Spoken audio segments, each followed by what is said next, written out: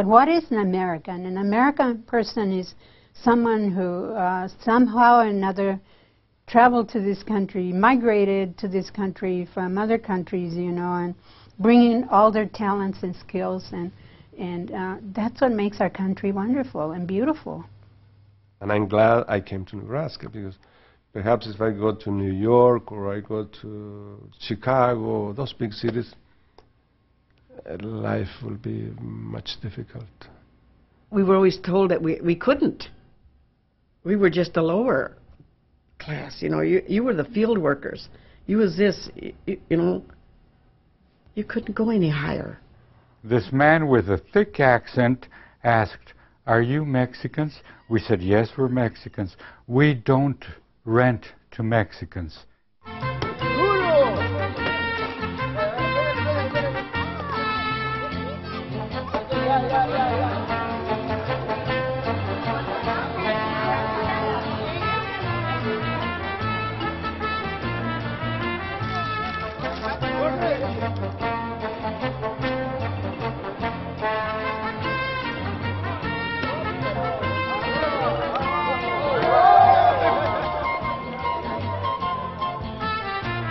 From Spain, from Mexico, from 22 different countries of Central and South America, Latino people have come to make a new life in Nebraska.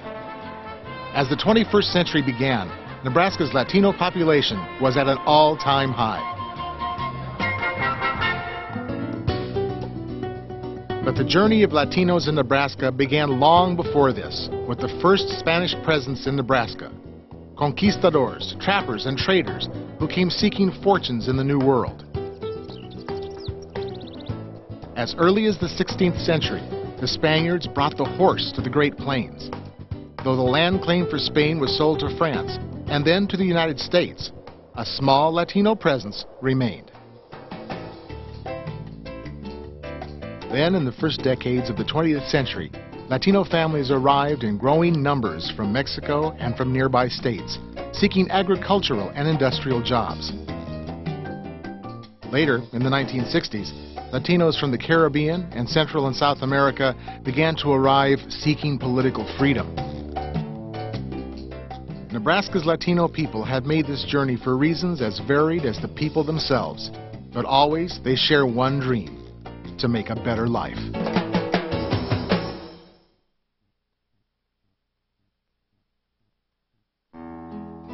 In the 1920s, western Nebraska needed cheap labor for its sugar beet fields.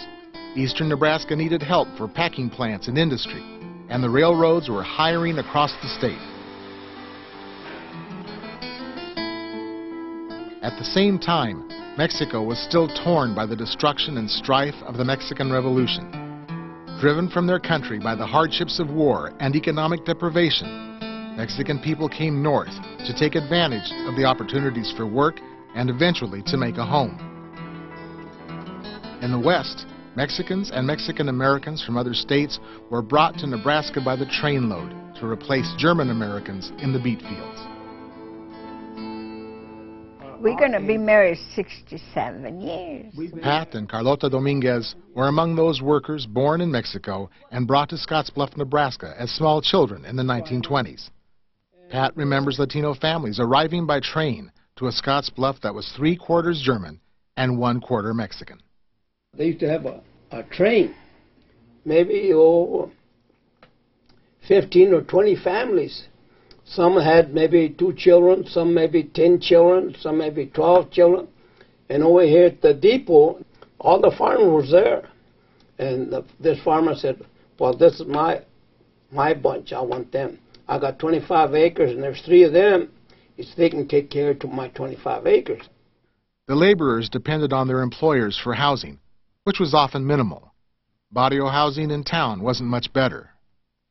We had to get our water from outside and the bathroom outside. And we had a cow, and we had pigs, and we had a chicken. As technology and agricultural conditions improved, fewer workers were needed in the fields to tend the beets. They didn't hire help anymore. So that's where they started looking for little different kind of jobs. Like I say, the old German people, it was kind of prejudice against the Mexican people because They don't like to live around here. When they got the opportunity to leave from this vicinity, they just moved out here. You know, I never thought they were better than we were. I never did think that. But, you know, I just didn't have the chance to go to school. But my children did. And I taught them and said, it's what you want to make out of your life. Nobody's going to give it to you. You've got to work for it. We needed to survive, you know, at any cost. A generation later, Olga Olivares grew up in a family of migrant farm laborers who lived in Texas and worked in the Midwest in the 1950s. Olga remembers that the beets were planted in April, ready for thinning in May. So that's when people come in and thin the beets. Then there's the hoeing of the beets, that's in July. So for the 4th of July, I remember hoeing beets. That's the way we celebrate it. I think these days it would be called child abuse, but in those days you either work or you starve. So I don't think that our parents had too much of a choice. If there wasn't enough work, like if there was a storm and wiped out all the crops, then we would go hungry because there wasn't enough money to eat. Olga married at age 14, and her new family became migrant workers too, based in Texas.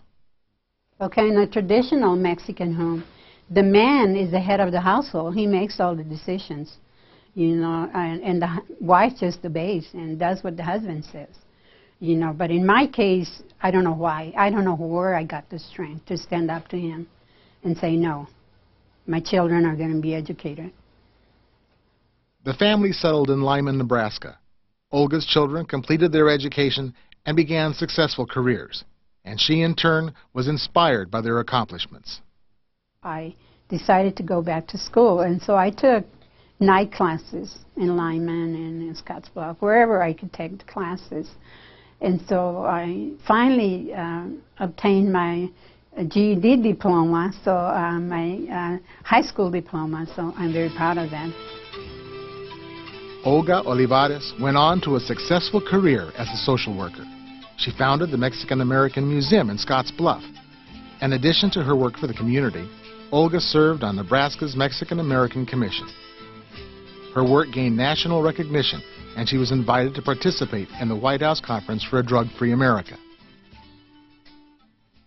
Mexican-American people came to Nebraska to make Nebraska what it is today. We sweated out in the fields working so hard and have struggled so hard to survive to where we are today. So we should be very proud of saying we're Mexican Americans.